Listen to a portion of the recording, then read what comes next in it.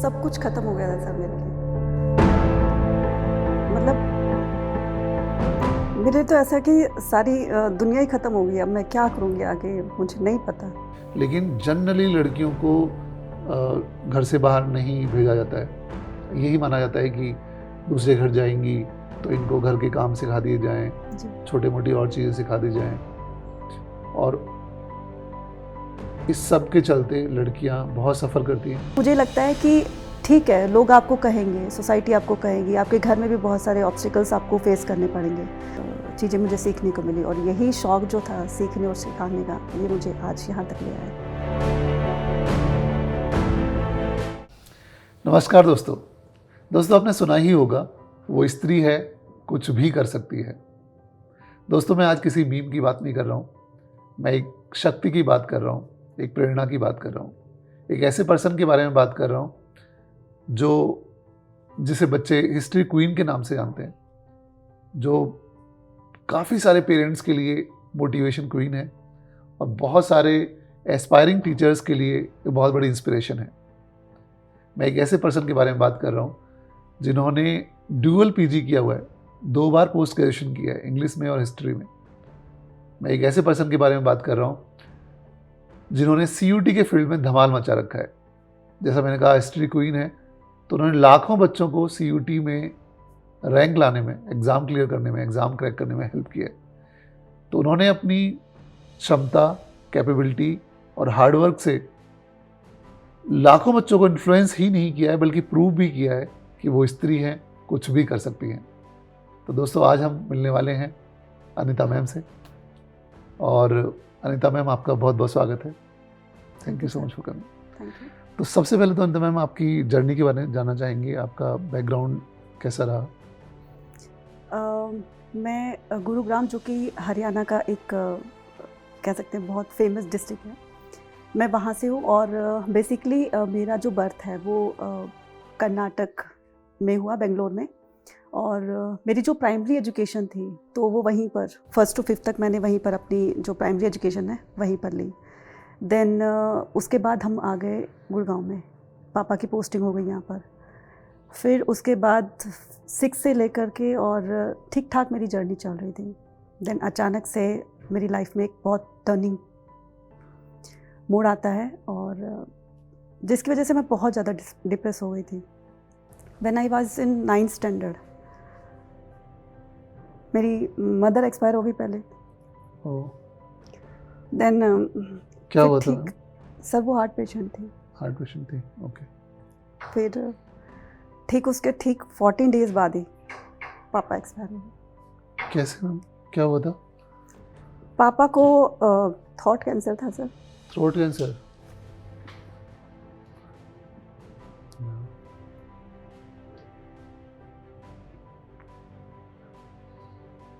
Family में मेरे 2 sister जो मेरे से बड़ी थी, और जी, और एक मेरे ब्रदर थे, वो भी बड़े थे। मैं सबसे छोटी थी सर। okay. और मेरी 2 सिस्टर की शादी हो चुकी थी और भैया और मैं पढ़ रहे थे। okay. आपके भाई भी हैं? जी जी।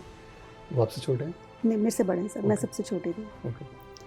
तो मेरे लिए वो जो फेज़ था वो शायद ही मैं कभी अपने लाइफ में कभी भूल पाऊँगी, क्योंकि जिस टाइम एक बच्चे को एक सही गाइडेंस की, एक सही मोटिवेशन की ज़रूरत होती है, तो सोचा नहीं था कि मतलब ज़िंदगी में ये कुछ भी देखना पड़ेगा, और बहुत ही छोटी सी एज में।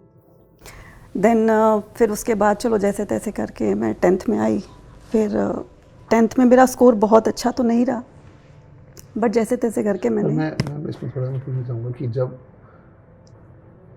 ये बहुत बड़ी बात है और बहुत एक बच्चे के लिए तो इससे बड़ा सेटबैक नहीं हो सकता, क्योंकि हर बच्चा अपने पेरेंट्स पे डिपेंड करता है। पेरेंट्स ही उसकी परवरिश कर रहे होते हैं, और अचानक से अगर पेरेंट्स ना हो लाइफ में तो वो कितनी लोनली और कितनी डिप्रेसिंग जर्नी हो सकती है, वो शायद कोई नहीं समझ सकता जी।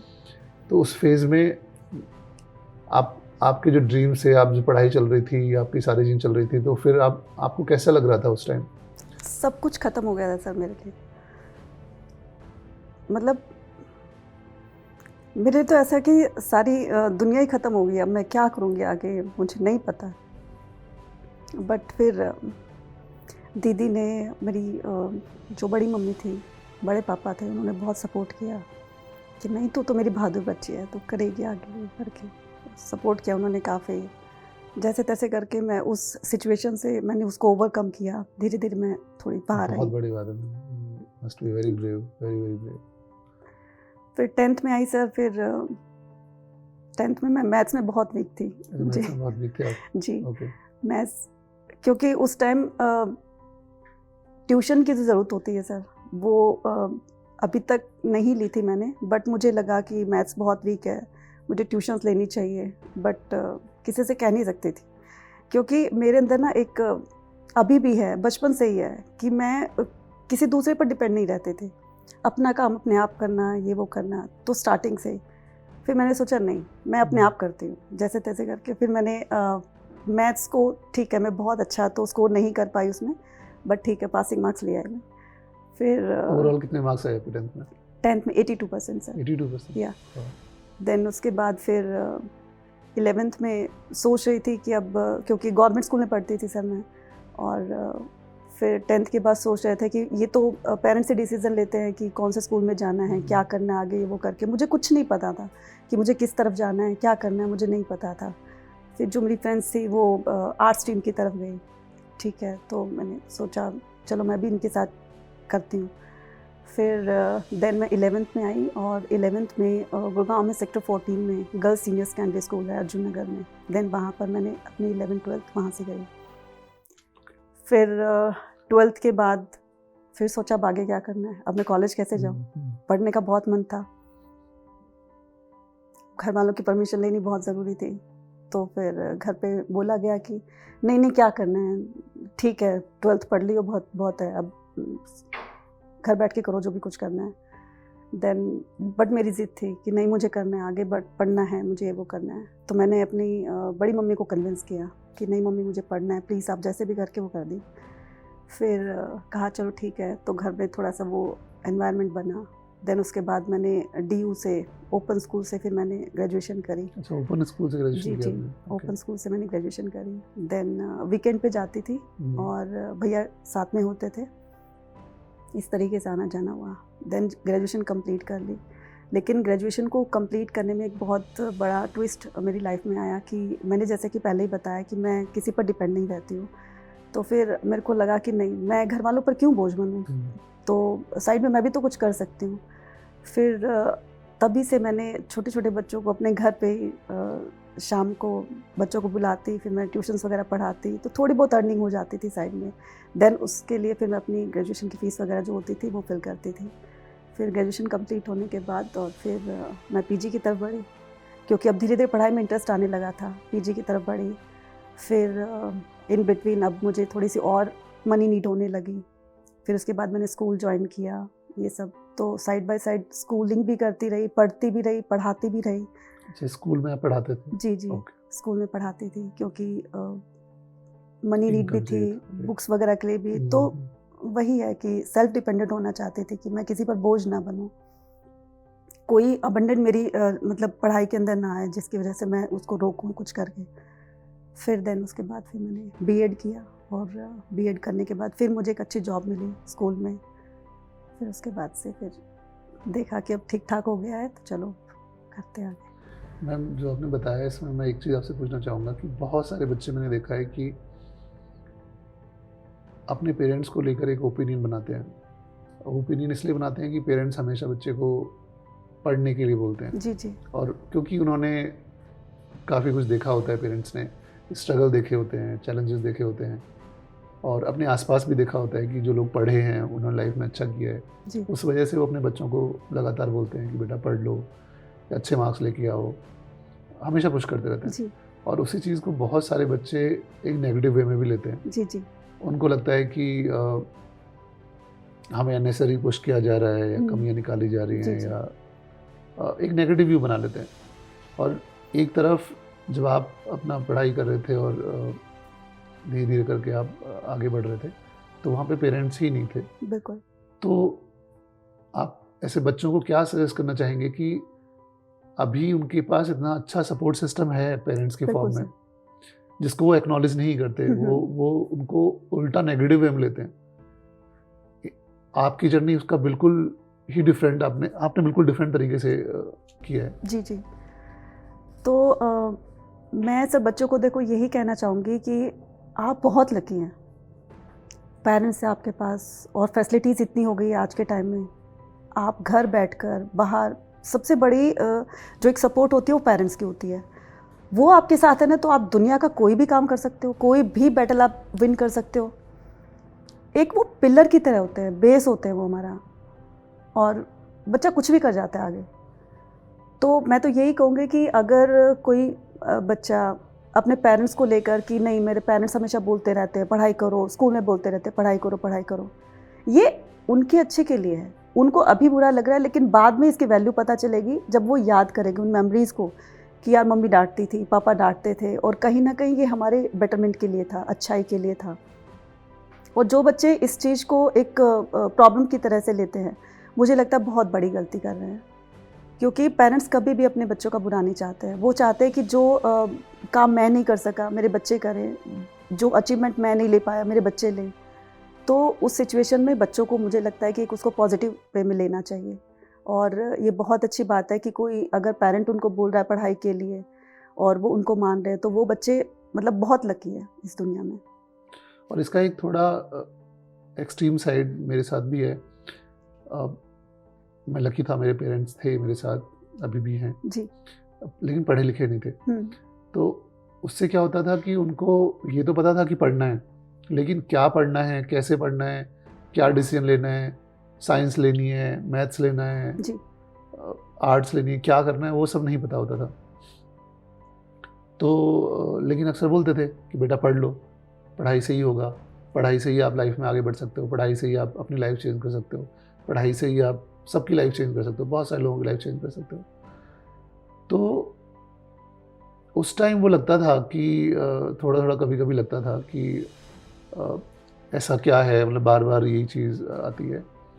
लेकिन फिर बाद में जब लाइफ आगे बढ़ी, मैं आईआईटी में सेलेक्ट हुआ, आईआईटी में गया, and when I look back, तो मुझे रियलाइज़ होता है कि तो पेरेंट्स की वैल्यू बहुत रियलाइज़ होती है कि आप जाने अनजाने में जैसा भी है, एक सपोर्ट सिस्टम तो है आपके पास, बिल्कुल। एक फॉल बैक ऑप्शन है कि लाइफ में अगर कुछ नहीं होगा तो पेरेंट्स खड़े हैं, बिल्कुल बिल्कुल। घर में खाना खिला देंगे, आप रह सकते हो, सो सकते हो, सब कुछ कर सकते हो। तो वो पीस ऑफ माइंड तो है ही। और दूसरा, जो आपके साथ पेरेंट्स खड़े हैं और कॉन्स्टेंटली आपको इंस्पायर कर रहे हैं, वो भी एक बहुत बड़ी बात है। जी। क्योंकि अगर आपको कोई कुछ इंस्पायर नहीं करेगा, मोटिवेट नहीं, कहीं ना कहीं से तो आपको इंस्पिरेशन लाना ही पड़ेगा। ऑब्वियसली। ठीक है, तो मैम आगे बढ़ते हैं। जी। तो आपने बीएड किया, उसके बाद स्कूल में पढ़ाने लगी, और उसके बाद आपने पीजी भी किया। जी सर। तो ये पीजी के बाद खैर इस सारे प्रोसेस में आप ट्यूशन भी पढ़ा रहे थे। जी जी। तो एक तरह से आप बेसिकली वहाँ से आपने अपनी स्टार्टिंग इनकम शुरू कर दी थी। जी, ट्यूशन से कर दी थी। हाँ, जी। ट्यूशन से कर दी थी। तो पढ़ाना आपको अच्छा लगता था जी basically। जी। तो धीरे धीरे आपने उसी को अपना प्रोफेशन बना लिया। हाँ जी। ओके, तो फिर फॉर्मली पढ़ाने में कब आए, कब आपको लगा कि नहीं, मुझे अब टीचिंग में ही अपना करियर बनाना है? When I was in graduation, मैं सेकेंड ईयर में थी, तो मुझे एक ऑफ़र आता है, क्योंकि मैं जिन बच्चों को पढ़ाती थी तो उनकी मम्मी थी एक जगह, एक स्कूल में टीचर थी। तो उन्होंने कहा कि अनीता तुम ऐसा क्यों नहीं करते हो, आप मेरे स्कूल में आ जाओ, वहाँ पढ़ाने लगो। मैंने कहा कभी मैंने ट्राई नहीं किया है। मुझे ट्राई तो करो, बहुत अच्छा पढ़ाती हो, और ट्राई करते हैं। फिर मैंने एक प्राइमरी स्कूल में मैं ज्वाइन किया। वहाँ पर मैं 4th 5th के बच्चों को पढ़ाती थी, और मुझे धीरे धीरे मज़ा आने लगा बच्चों के साथ खेलना। मतलब टाइम नहीं पता चलता था कि कब स्पेंड हो गया, और फिर घर आती थी, फिर वही अकेलापन फील होता था ये वो करके। बट कहीं ना कहीं ये एक अच्छा भी था मेरे लिए, और साथ में बहुत चैलेंजिंग भी रहा कि पहले स्कूल जाती थी, फिर शाम को बच्चों को पढ़ाती भी थी, और रात को फिर मैं अपनी पढ़ाई करती थी। तो काफ़ी कुछ सीखने को मिला, और बहुत चैलेंजिंग फेस रहा मेरे लिए। बट मैंने अपने करियर की शुरुआत कहीं ना कहीं से ट्यूशन से की। देन उसके बाद मैं जब सेकेंड ईयर में आई तो मैंने स्कूल ज्वाइन किया था। देन उसके बाद काफ़ी सारे चीज़ें मुझे सीखने को मिली, और यही शौक़ जो था सीखने और सिखाने का, ये मुझे आज यहाँ तक ले आया। अच्छा मैम, मैं जानना चाहूँगा कि अड्डा में आप कैसे आए? अड्डा में जब आए तो कैसे आपने अड्डा के बारे में सोचा, और अड्डा में जो आपका जब आपका रिक्रूटमेंट प्रोसेस हो रहा था जब जी यहाँ पे टेस्ट भी होता है, इंटरव्यू होता है, जी जी। वो कैसा रहा और आपको क्या फीलिंग आई थी इस टाइम? अड्डा में आना लाइक अ ड्रीम, मेरे लिए बहुत बड़ा ड्रीम था। मतलब मैंने कभी सोचा नहीं था कि मैं ऑनलाइन बच्चों को पढ़ाऊँगी कुछ इस तरीके से। और मुझे याद है कि जब मैं स्कूल में पढ़ाती थी तो मेरी एक फ्रेंड थी, अ, उसने मुझे बताया कि मैं ना अड्डा में जा रही हूँ। मैंने कहा ये क्या है अड्डा 24/7? तो उन्होंने कहा कि ऑनलाइन यूट्यूब पर जो है वो बच्चों को पढ़ाते हैं। तो पहले उसकी जॉब यहाँ पर लगी। फिर उसने बताया मुझे कि यहाँ पर एसएसटी की वैकेंसी निकली है, तो अनीता मैम आप ट्राई करो। मैंने कहा मैंने नहीं पढ़ा, कभी कैमरे को फेस नहीं किया मैंने कहा मैं नहीं कर सकती। बोले ट्राई तो करो। तो उन्होंने बताया और मैंने आके यहाँ पर टेस्ट दिया और मुझे लग रहा था कि जब मैंने देखा मैंने कहा यार वाकई में मतलब मेरे लिए एक ड्रीम की तरह था। तो मैंने वो टेस्ट दिया, टेस्ट जब चेक हुआ तो I got full out of full marks in that. तो फिर मेरे को क्यूरियोसिटी हो रही थी अंदर से कि क्या रिज़ल्ट आया और मुझे अभी बोले तो मैं अभी ज्वाइन कर लूँगी। मेरा कुछ ऐसा था कि मेरे लिए वाकई में एक सपने की तरह था। और मैं वेट कर रही थी। मुझे 1 वीक हो गया, मतलब पहले बिल्कुल वेट नहीं हो रहा था कि आज कॉल आएगी, कल कॉल आएगी। 1 वीक निकल गया। फिर मैंने यहाँ पर किसी टीचर को कॉल किया। मैंने कहा ये क्या प्रोसेस है, मतलब ये अचानक से नहीं बताते हैं या मतलब वेरी नेक्स्ट डे नहीं बताते हैं, यार होल्ड पर रखते हैं, या इतना इतना होल्ड पर कौन रखता है भाई। तो मेरे से मतलब वेट नहीं हो रहा था। फिर वेरी नेक्स्ट डे भगवान ने सुन ली और फिर मुझे कॉल आती है कि आप सेलेक्ट हो गए और कल से आप ज्वाइन कर लो। तो मेरे लिए ये सपने से किसी कम नहीं था और स्टार्ट किया वहाँ से पढ़ाना। तो जब आप स्कूल में पढ़ाते थे तो एक क्लासरूम में पढ़ाते थे, तो एक मतलब एक लिमिटेड नंबर ऑफ स्टूडेंट्स ही होते होंगे, 20, 25, हाँ 30, जी 50। और फिर यहाँ पे अचानक से आप ऑनलाइन में हज़ारों स्टूडेंट्स को पढ़ा रहे हो, तो कैसे आप फीलिंग कैसे चेंज हुई, मतलब आपके अंदर आपको क्या लगा आपको? जब सर ने मेरा टेस्ट दिया कि आप ऑनलाइन पढ़ा कर दिखाओ कैसा पढ़ाते हो आप, आपका एक हमें कैमरा फेस कर सकती है, कैमरा फियर तो नहीं है कुछ इस तरीके से, तो कॉन्फिडेंट थी यहाँ मैं कर लूँगी। बट जैसे ही मैं कैमरे के सामने गई मैं ऐसे कांपने लगी। मैंने कहा यार यहाँ तो बच्चे भी नहीं है, कैसे बात करूँगी, किससे बात करूँगी। देन उसके बाद नहीं अनीता कर सकते, कर। तो 9th-10th को जब मैं पढ़ाती थी तो फिर मैंने वहाँ से एक ऐसा टॉपिक चुना जिसमें मैं बहुत कॉन्फिडेंट थी, नेशनलिज्म वाला। देन उसके बाद भदौरिया सर ने मेरा वो स्क्रीनिंग टेस्ट देखा। Then I was selected in that. तो घबराहट भी हो रही थी, फिर धीरे धीरे अपने आप को इम्प्रूव किया, ऐसे बोलते हैं, वॉइस पिच करते हैं ऐसे करके। तो फिर धीरे धीरे कॉन्फिडेंस आने लगा और फिर करती चली गई बस मैं। और आपने क्या डिफरेंस देखा कि ऑफलाइन में जब पढ़ाते थे और विज़ा भी ऑनलाइन में, किस तरह के स्टूडेंट्स दिखे आपको? स्टूडेंट्स से आपने क्या सीखा कि ये थोड़े अलग टाइप ऑफ स्टूडेंट्स हैं, उनकी नीड्स अलग है, ऑनलाइन वाले स्टूडेंट्स शायद वो डिफरेंट हैं या उनकी नीड अलग है, तो क्या डिफरेंस लगा आपको? सबसे बड़ा डिफरेंस तो ये था कि जब ऑफलाइन पढ़ाते हैं तो बच्चे हमारे सामने होते हैं, उनसे बातें करते हैं, कभी कभी डांट भी देते हैं, कभी उनसे सुन भी लेते हैं, फ़न भी चलता रहता है क्लास के अंदर।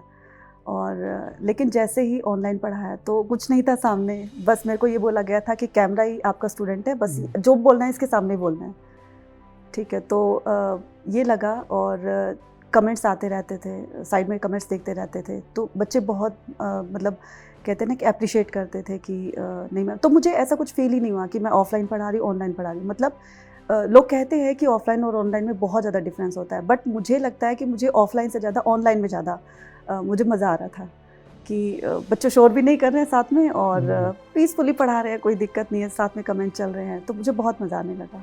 सबसे ज़्यादा डिफरेंस ये है कि बच्चे जो है घर बैठकर ही, उनको कहीं आना नहीं जाना नहीं, टाइम सेविंग है और बहुत कुछ सीख सकते हैं, नॉट अ पर्टिकुलर एक सब्जेक्ट को लेकर के, बहुत कुछ सीखने के लिए। तो ये सब मुझे लगता है कि ऑनलाइन का बहुत बड़ा बेनिफिट है।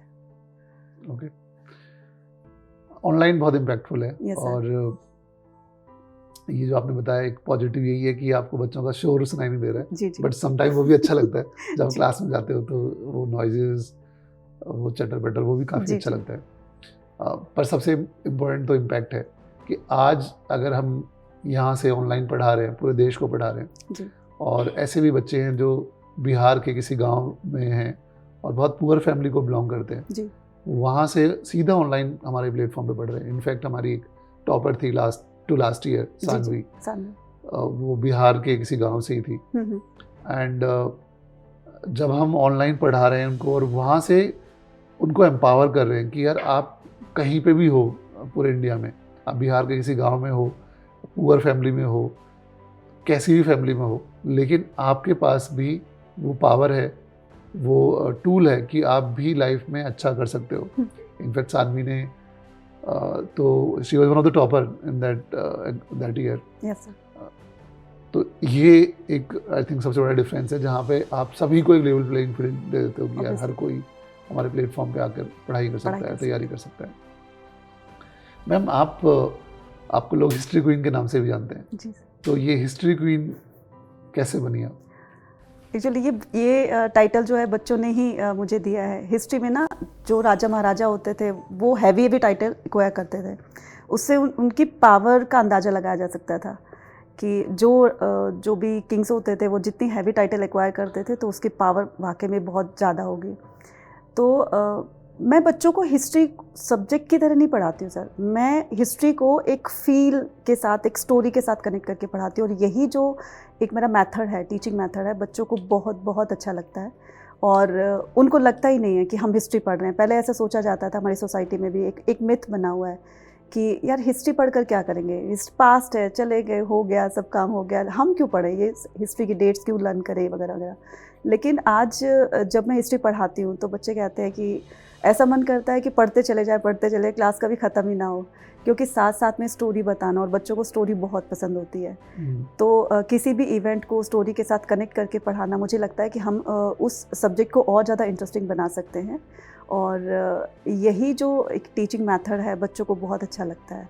और धीरे धीरे बच्चों ने कहा कि भाई कोई हिस्ट्री पढ़ा सकता है इस तरीके से, तो वो अनीता मैम है। तो बस बच्चों ने वो हिस्ट्री क्वीन का टैग मुझे दिया और I am very happy with this title. I think teacher की सबसे बड़ी पावर यही है कि वो स्टूडेंट की साइकी को समझ के, बिल्कुल, अगर उस साइकी के हिसाब से वो अपना कंटेंट उसी में डेवलप करके बच्चे को डिलीवर कर दे, जी जी, तो बहुत सीमलेसली बच्चे तक चला जाता है। बिल्कुल।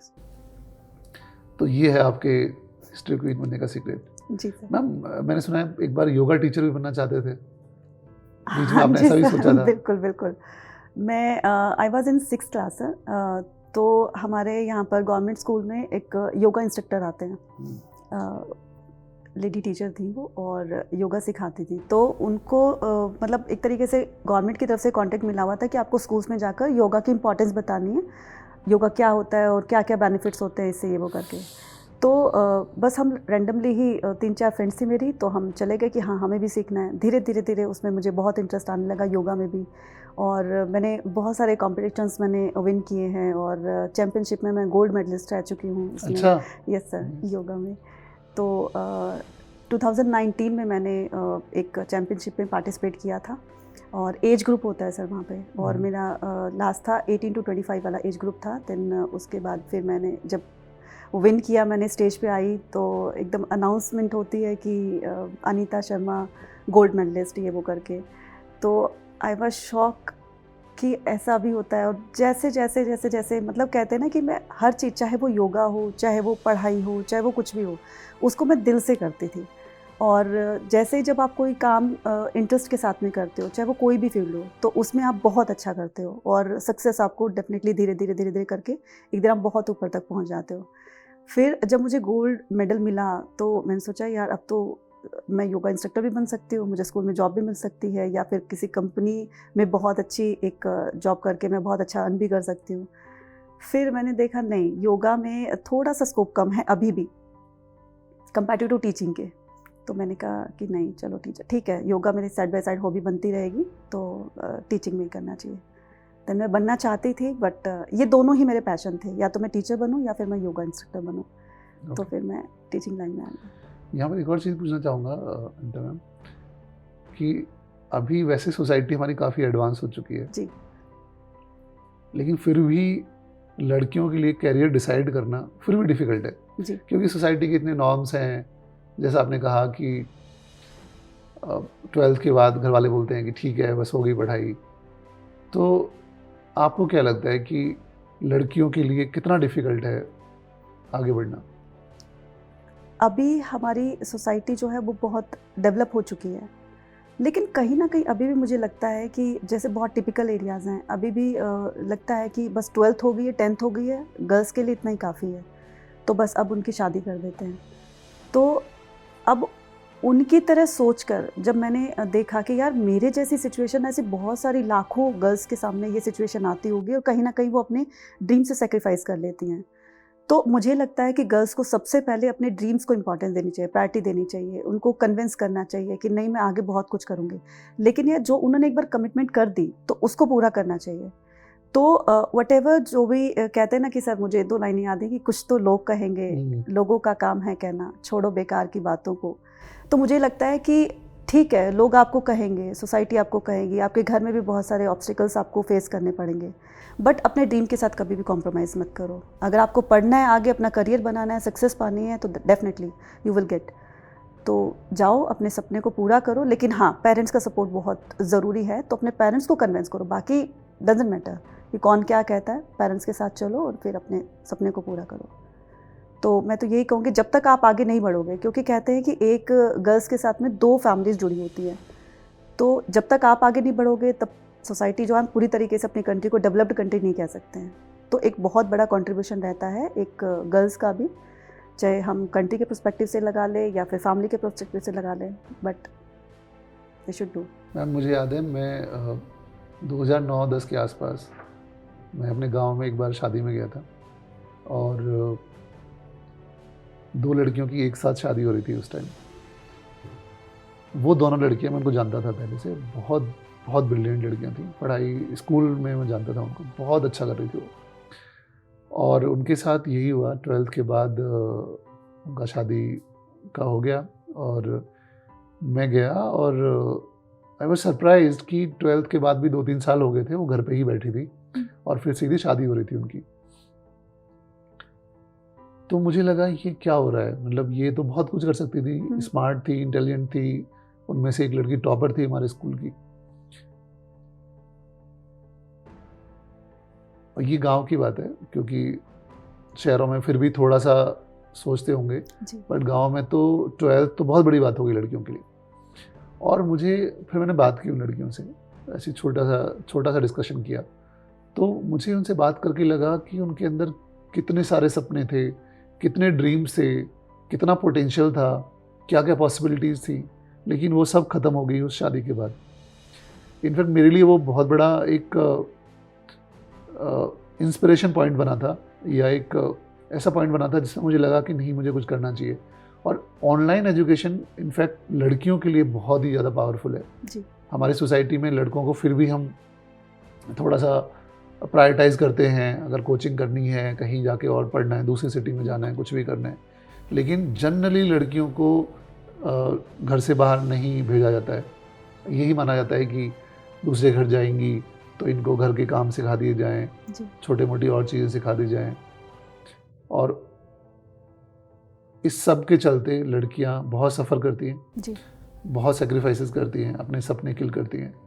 लेकिन फिर आप जैसे लोग भी हैं, और मैं बहुत सारी लड़कियों को देखता हूँ जो सोसाइटी के नॉर्म्स को तोड़कर आगे बढ़ती हैं और फाइट करती हैं, अपने राइट के लिए फाइट करती हैं, अपने ड्रीम्स के लिए फाइट करती हैं। और ये करना पड़ता है, अगर आप अपने ड्रीम्स के लिए फाइट नहीं करोगे तो कौन करेगा। और बाद में मैंने देखा है कि एक बार वो पर्सन सक्सेसफुल हो जाता है, कोई लड़की सक्सेसफुल हो जाती है, तो फिर सारे लोग आ जाते हैं, फिर सब उसके बारे में पॉजिटिव बोलते हैं, सब उसको अप्रिशिएट करते हैं, फिर वो एक तरह से रोल मॉडल बन जाती है बहुत सारे लोगों के लिए। लेकिन वो जो फेज़ होता है जिसमें वो लड़की सबसे फाइट कर रही होती है, सेल्फ डाउट्स होते हैं कि यार मैं कर तो रही हूँ, होगा कि नहीं होगा, क्या होगा, वो बहुत टफ फेज़ होता है। लेकिन वो टफ फेज़ तो पार करना ही पड़ता है। हम जिस सोसाइटी में रह रहे हैं उसमें है बाउंडेशन, उसमें प्रॉब्लम है, चैलेंजेस हैं, दिक्कत है, एक माइंडसेट है, एक बहुत वो है पुराना माइंडसेट कि लड़कियां घर का काम करने के लिए हैं।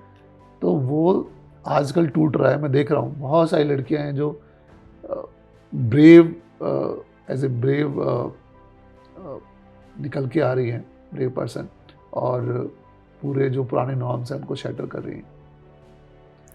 ये हमारी सोसाइटी के लिए बहुत इम्पोर्टेंट है जी, कि लड़कियां आगे बढ़े। और क्योंकि जैसा आपने कहा, एक लड़की तो 2 परिवार से कनेक्टेड है, प्लस मुझे ये भी लगता है कि फैमिली में वुमेन का एजुकेटेड होना, वुमेन का सक्सेसफुल होना पूरी फैमिली को इंस्पायर करता है, उनके बच्चों को, कि इसको आसपास सभी को ये इंस्पिरेशन दिख रहा है। और कहीं ना कहीं फीमेल का रोल जो है हमारी सोसाइटी में एजुकेशन को लेकर, वो आज जो हमारी प्रीवियस जो थी जर्नी थी या जो भी कुछ रहा, तो उसके लिए बहुत ज़्यादा हम कह सकते हैं कि फीमेल को, गर्ल्स को आगे बढ़ना चाहिए। आगे बढ़कर जब तक वो नहीं बोलेंगी, जब तक अपने खिलाफ जो भी उनके अगेंस्ट जो भी कुछ हो रहा है सोसाइटी के अंदर, जब तक वो आवाज़ नहीं उठाएगी तब तक वो आगे नहीं बढ़ सकती है।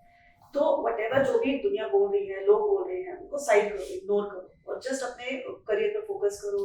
जो आप अचीव करना चाहते हो डेफिनेटली आप कर सकते हो, तो बस उसी को अचीव करने के लिए निकल जाओ रास्ते पर। और ऑब्स्टिकल्स आते हैं, सबकी लाइफ में आते हैं, मेरी लाइफ में भी आए, आपकी लाइफ में भी आए, बहुत सारे ऐसे स्टूडेंट होते हैं जिनकी लाइफ में बहुत सारे ऑब्स्टिकल्स आते हैं, बट हमें उन ऑब्स्टिकल्स को क्रॉस करना है, तब जाकर हम आगे सक्सेस। वो सक्सेस ऐसे नहीं मिलती है। सक्सेस की सर एक बहुत बड़ी खास बात होती है कि वो मेहनत करने वालों पर फिदा होती है। तो सक्सेस को अचीव करना है तो बस आज आपको स्ट्रगल करना होगा, डेफिनेटली सक्सेस जो है मिलेगी आपको। बहुत सारे बच्चे होते हैं मैम, उनको पता नहीं होता कि लाइफ में क्या करना है, और उस वजह से इंटरनल मोटिवेशन नहीं आता कि वो क्यों पढ़ो। उनको आप क्या कहना चाहिए? आज के टाइम को देखकर लगता है कि पढ़ाई के बिना कुछ नहीं। जब तक आप पढ़ोगे नहीं, जब तक आप आगे नहीं बढ़ सकते। और कहीं ना कहीं आपका एजुकेटेड होना आपकी फैमिली के लिए, आगे आने वाली जनरेशंस के लिए, उनके बच्चों के लिए बहुत बहुत ज़्यादा हेल्पफुल रहेगा। तो अगर आपको कभी लगता है किसी भी स्टूडेंट को कि यार पढ़ने का मन नहीं करता, छोड़ देते हैं, कुछ नहीं होता पढ़ाई से, ये वो करके कोई बिजनेस अपना करेंगे, ये वो करके, ठीक है बिजनेस करो, अच्छी बात है, आप उसे बहुत अच्छा कर सकते हो, लेकिन बिना पढ़ाई के तो बिजनेस भी नहीं होता ना कहीं तो वो प्लस माइनस करना होगा, कुछ माइंडसेट करना होगा, कुछ ना कुछ तो करना होगा, तो उसके लिए पढ़ाई बहुत ज़्यादा जरूरी है। तो अंदर से मोटिवेशन एक आपके अंदर होनी चाहिए। और मान लो नहीं भी आ रही है, आपको लगता है एक टाइम पर कि जब आप फेलियर हो रहे हैं, मतलब एक फेलियर फेज की तरफ जा रहे हैं, उस टाइम लगता है कि सब कुछ खत्म हो गया है, छोड़ छाड़ दो ये वो करके, तो वहां पर आपको एक मोटिवेशन फील होती है, नहीं तो कर सकता है। जब हम इतनी आगे बढ़ जाते हैं, उन ऑब्स्टिकल्स को पार करते करते बहुत आगे बढ़ जाते हैं, तो बेटर है कि थोड़ा सा और आगे बढ़ लो। पीछे आने से बेटर है कि और आगे बढ़ लो, हो सकता है आगे चलकर आपको सक्सेस मिल जाए। ये अंदर से मोटिवेशन होनी चाहिए। और मैं बच्चों को भी यही मोटिवेशन देती हूँ जब उनका पढ़ने का मन नहीं करता है। और बच्चों को कई बार सुनने को मिलता है, शायद आपने भी अपने लाइफ में सुने होंगे, बचपन में मैंने भी सुने हुआ, कि इसके बस की बात नहीं है पढ़ना, ना कुछ नहीं कर सकता, ये वो तो गधा है, नालायक है, जो भी कुछ है ऐसे बोलते हैं। तो बस उनको अभी चुप रह करके अपनी मेहनत करनी है, और उनको आपका रिजल्ट जवाब देगा। कि किसी अपने ने कहा था कि हुनर नहीं है तुझमें, गैरों से कहलवा दिया कि बहुत होनहार हो तुम, कितनी बेकदरी से दिल तोड़ा था मेरा, कि आज मेरी कामयाबी के कदरदान हो तुम।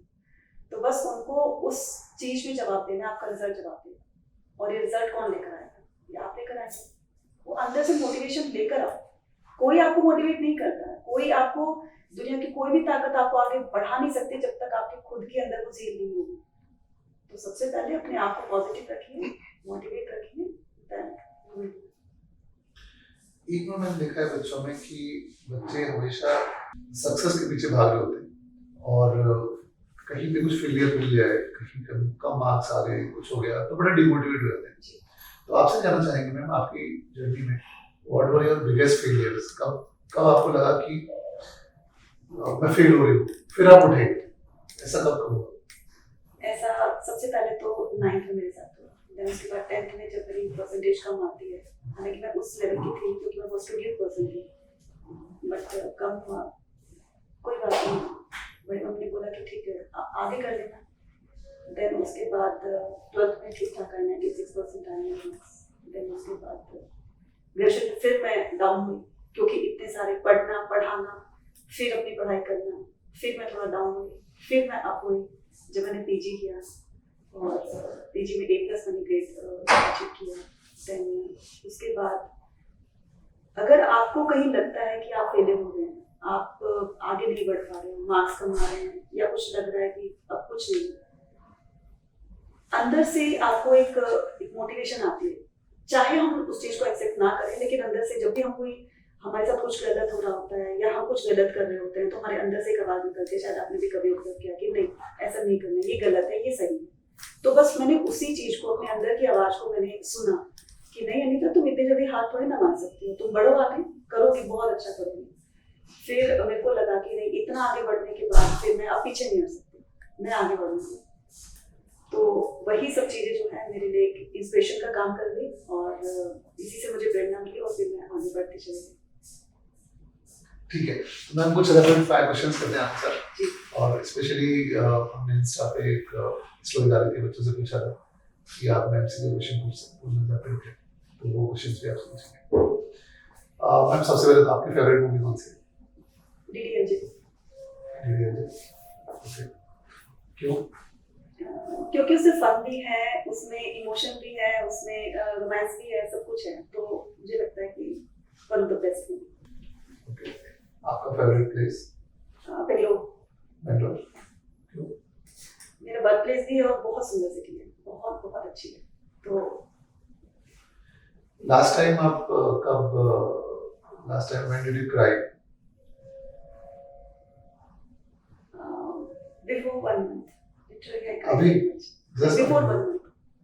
ओके, अभी तो हुआ, बट बिफोर 1 मंथ तो कुछ ऐसा इंसिडेंट हुआ था मन में। अच्छा, कौन सी ऐसी मूवी देख के आप रोए हो? थोड़ा सा मुश्किल होगा, विवाह। ओके, वो बहुत इमोशनल है। जी जी। ठीक है, और अगर टीचर नहीं होते तो मैं योगा इंस्ट्रक्टर होती, और साथ में एक मुझे मॉडलिंग का, एक्टिंग का बहुत शौक था, तो मैं उस लाइन में भी जा सकती थी। थर्ड ऑप्शन था। ये थर्ड ऑप्शन था जी। आपका फेवरेट डिश क्या खाना पसंद है? South Indian, dosa, idli. डोसा, इडली। या आपके बारे में कोई ऐसा सीक्रेट जो बच्चे नहीं जानते अभी तक? सीक्रेट जो बच्चे कोई भी नहीं ऐसी बात? जानते, या मैं मिस जयपुर रह चुकी हूँ। अच्छा, अरे वाह, जी। नाइस। तो कौन ये से ईयर शायद में था किसी ये? का, ये 19 में ही था, 2019 में। या ओके, तो ये कोई नहीं जानता। ओके, ठीक है। सबसे अच्छा कमेंट जो आपको बच्चों ने दिया हो कभी यूट्यूब पे? मैम आपसे हिस्ट्री पढ़कर हमने टॉप किया, चाहे वो सीयूटी एग्ज़ाम हो, चाहे वो बोर्ड एग्ज़ाम हो, कुछ भी हो। आपकी वजह से हिस्ट्री मुझे बहुत बोरिंग लगती थी, और अब मैं टॉप करके अपनी क्लास में मैंने सबसे अच्छे मार्क्स लिए हिस्ट्री में। तो ये सारे कमेंट देखकर मुझे बहुत अच्छा लगता है। तो और सबसे बेकार कमेंट क्या मिला आपको आज तक? बेकार कमेंट तो सर किसी ने तो बोला होगा मैम कुछ समझ में नहीं आता, आप क्या पढ़ाते हो? हाँ, कुछ समझ में नहीं आता। मैम हिस्ट्री की डेट्स लर्न नहीं होती हैं, तो बेकार कमेंट वैसे तो फीमेल टीचर जब पढ़ाती है तो आते रहते हैं। कुछ ऐसे भी स्पैमर होते हैं जो करते रहते हैं कि नहीं नहीं अनीता मैम को पढ़ाना नहीं आता है ना, वहाँ भी बोला टीचर बच्चों ने? नहीं बोला नहीं, मतलब ऐसे कुछ स्पैमर आते हैं कि चलो उस क्लास में चलते हैं, ये वो हाँ। करके। मैम किसी स्टूडेंट ने आपके लिए कुछ यूनिक किया हो जिसमें आपको बहुत अच्छा लगा हो, प्राउड फील हुआ हो? हाँ, मुझे अभी कुछ ही दिन पहले एक स्टूडेंट है, नहीं पता वो स्टूडेंट है या कोई, मैं यूट्यूब पर या इंस्टा पर मैं मोटिवेशन देती हूँ, उनमें से कोई मेरा फ़ैन है। तो उसने एक बच्ची है, लड़की है, तो उसने मेरी बायोग्राफी लिखी है, मैं लेकर भी आई हूँ। अच्छा, बायोग्राफी लिखी है? हाँ, उसने मेरी बायोग्राफी लिखी है। ये सर मेरे लिए वाकई में एक बहुत बहुत प्राउड फील करने वाला मोमेंट था ये। और जब मैंने देखा इसको तो मैंने कहा ऐसे भी होते हैं बच्चे जो अपने टीचर को इतना पसंद करते हैं। इतना पसंद करते हैं। हर एक मोमेंट को इसने कैप्चर किया हुआ है। जब भी मैं बोलती हूँ, हिस्ट्री की ट्रिक्स बताती हूँ, जो भी कुछ बोलती हूँ, सब इसमें लिख करके उसने मुझे कोरियर कर दिया। सो ये मेरे लिए बहुत अच्छा था। वैसे चलो इनको तो आप पर्सनली वैसे जानते नहीं हैं जी। बट कोई ऐसा स्टूडेंट जिसके लिए आप बहुत प्राउड फील करते हैं, जिसकी सक्सेस को लेकर आप बहुत प्राउड फील करते हैं? हाँ जी, तो मैं बोर्ड क्लास के मतलब बोर्ड के एग्ज़ाम चल रहे थे, तो एक बच्चा है आशीष करके, तो वो डिस्ट्रिक्ट टॉपर है सर। 12th में उसने डिस्ट्रिक्ट में टॉप किया। तो वो आता था और वो बहुत फ़नी भी था, वो बहुत मजाक भी करता था। जब पेड क्लास में लेते थे तो मैं उसको मंकी कह के बोलती थी बंदर, क्योंकि वो बहुत डिस्टर्ब करता था बच्चों को। तो खुद तो पढ़ लेता था लेकिन दूसरे बच्चों को नहीं पढ़ने देता था। तो मैं उसको बोलती थी, मैंने कहा चुप हो जाओ, उधर मैं प्राइवेट कर देती थी चैट और फिर नहीं देखते थे। फिर जब उसका रिजल्ट आया तो उसने कहा कि मैम मैं डिस्ट्रिक्ट टॉपर बन गया हूँ, और ये देखिए मेरी न्यूज़पेपर में फ़ोटो भी आई हुई है, ये वो करके। तो मैंने उसको कंग्रेचुलेट किया। और फिर यहाँ पर तो नहीं आया क्योंकि वो बिहार से है, तो कह रहे मैम आऊँगा जब आपसे मिलूँगा। और अब वो फाइनल ईयर में है, इसमें हिंदू में। अच्छा, हिंदू में फाइनल ईयर में है, और वो बीए पॉलिटिकल साइंस ऑनर्स कर रहा है। तो अभी जब मीटअप होगा हमारा 20th को SRCC में, तो उसमें वो आएगा, देन Very nice. उसमें बनाएंगे। तो वो जो है वो बच्चा मेरे लिए काफ़ी मतलब उसके लिए मैं काफ़ी अच्छा बोल सकती हूँ, या मैं प्राउड फील कर सकती हूँ अपने आप में कि हाँ ऐसे भी बच्चे हैं जिसको मैंने पढ़ाया और वो टॉप कर गए। Very nice. कुछ ऐसा है। या ma'am, as a teacher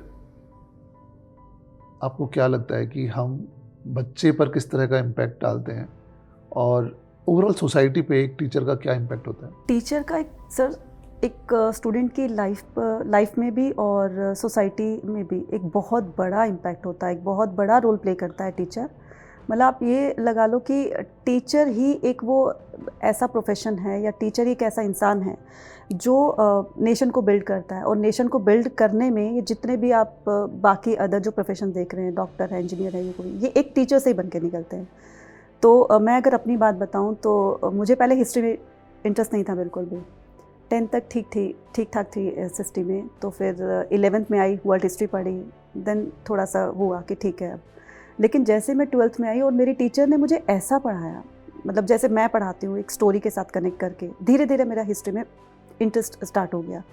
then फिर मैंने सोचा कि नहीं, मैं भी हिस्ट्री ऐसे पढ़ाऊँगी, अपने टीचर के तरह पढ़ाऊँगी। तो मेरे टीचर का मेरी लाइफ में बहुत बड़ा इम्पैक्ट रहा कि मैं भी अपने टीचर की तरह पढ़ाऊँगी, उन्हीं की तरह से बातें करूँगी, उन्हीं की तरह जेस्चर्स जैसे वो क्लास में देते हैं, डांटते हैं, फ़न करते हैं, तो मैं भी कुछ, तो वो मेरे लिए एक रोल मॉडल बन गए। और कहीं ना कहीं यही चीज़ें मेरे दिमाग में बैठ गई, और फिर मैंने इसी के साथ अपना एक पैशन बनाया कि नहीं, अब मुझे हिस्ट्री में ही आगे बढ़ना है। और रही बात सोसाइटी की, तो पहले क्या होता था सर, जैसे स्कूल में जाते थे तो पहले टीचर मारा करते थे, डंडे से कुछ भी डांट देते थे, लेकिन अब वो कहीं ना कहीं वो चीज़ें बंद हो गई। और मुझे लगता है कि यही चीज़ें जो थी एक स्टूडेंट को, ठीक है प्यार अपनी जगह है, बच्चों को प्यार से पढ़ाना, और एक कोई ऐसे टीचर होते हैं जो बहुत स्ट्रिक्ट होते हैं, खास करके जो PTI सर होते हैं स्कूल में, तो उनका स्ट्रिक्ट होना ज़रूरी होता है। तो स्टिकनेस भी थोड़ी सी ज़रूरी है, और साथ में ठीक है प्यार तो 75% है, लेकिन 25% स्टिकनेस भी ज़रूरी होती है। तो इससे क्या होता है, बच्चे का एक बैलेंस रहता है। और सोसाइटी के लिए टीचर भी एक बहुत बड़ा रोल प्ले करती है कि आपके बच्चे को किस तरफ जाना है, किस तरफ अपना करियर बनाना है। तो एक वो टीचर ही उनको बता सकती है। जैसे मैं हिस्ट्री पढ़ाती हूँ और कोई पर्सन मैथ्स पढ़ाता है, फिज़िक्स है, साइंस है, कुछ भी, मतलब एक्सरसाइज कुछ भी है, तो अब वो बच्चे का धीरे धीरे जो इंटरेस्ट है उस सब्जेक्ट में, तो वही सब्जेक्ट को लेकर वो अपना करियर बनाएगा। तो कहीं ना कहीं सोसाइटी के लिए एक वो एक बुनियाद जो है वो कहीं ना कहीं टीचर ही क्रिएट करता है, और इसी से हमारा नेशन बिल्ड होता है। तो सोसाइटी के लिए भी और स्टूडेंट के लिए भी टीचर एक बहुत इंपॉर्टेंट रोल प्ले करता है। बिल्कुल सही कहा आपने। एक टीचर बेसिकली बच्चे का माइंडसेट बनाता है, एक उसे डायरेक्शन देता है, एक इंस्पिरेशन देता है जी, और वो इंस्पिरेशन बहुत इंपॉर्टेंट है जी। अब बहुत सारे प्रोफेशन की बात करें एज कम्पेयर टू टीचिंग चलो एक प्रोफेशन है, बट और भी प्रोफेशन है, इंजीनियरिंग की प्रोफेशन है, या मेडिकल प्रोफेशन है, कॉमर्स प्रोफेशन है।